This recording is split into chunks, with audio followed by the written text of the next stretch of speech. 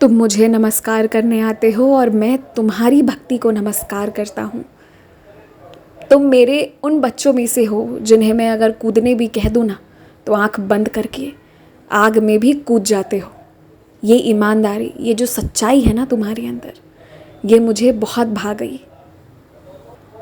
और मैं अच्छे से जानता हूँ कि जो तुम मेरी भक्ति करते हो उसके बदले में भी तुम मुझसे यही मांगते हो कि साईं तुम हमेशा मेरे साथ रहना। यही मांगते हो ना मुझसे। ये तो मैं हूँ।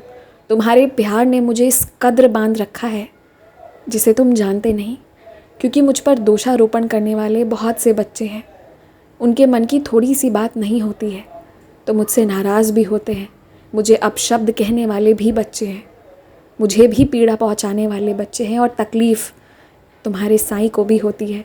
और तब जो तुम प्यार देते हो, जो तुम विश्वास देते हो, जो तुम मेरी पूजा आराधना करते हो, इससे तुम मेरी शक्ति ही अपने वातावरण में नहीं बढ़ाते हो, बल्कि तुम्हारे उस प्यार से मैं और बाध्य हो जाता हूँ कि चाहे जिसने जो भी किया हो, मैं फिर भी प्यार का सागर बनकर प्यार बांटता रहूँगा। मैं हमेशा से क्षमा करता आया हूँ, आगे भी जो गलतियाँ होंगी उन्हें क्षमा करूँगा। पर कभी कभी जब कोई गलत रास्ते पर चला जाता है तो उसे दंडित करना भी ज़रूरी होता है। इसलिए किसी के कर्म फल, कर्म क्षेत्र, इन चीज़ों पर हस्तक्षेप मत करना। किसी के लिए अर्जी करना, लेकिन उसके बाद भी अगर तुम्हारी प्रार्थना स्वीकार नहीं हो रही है तो कोई कारण है, समझो उसे, शांत रहो और दूर हट जाओ। जितना तुम अपने आप से और मुझ में ही मतलब रखोगे ना, उतनी ही तुम्हें प्रसन्नता मिलेगी। एक ही इंसान कभी तुम्हारी तारीफ़ करता है और तुम्हारी खिंचाई भी। तुम समझो इस बात को। तुम्हारे मन को इतना स्थिर होना चाहिए कि ना तारीफ़ से ज़्यादा खुश हो जाओ और ना ही दुत्कारने पर ज़्यादा दुखित, यहाँ तक कि मौत की भी ना सोचो।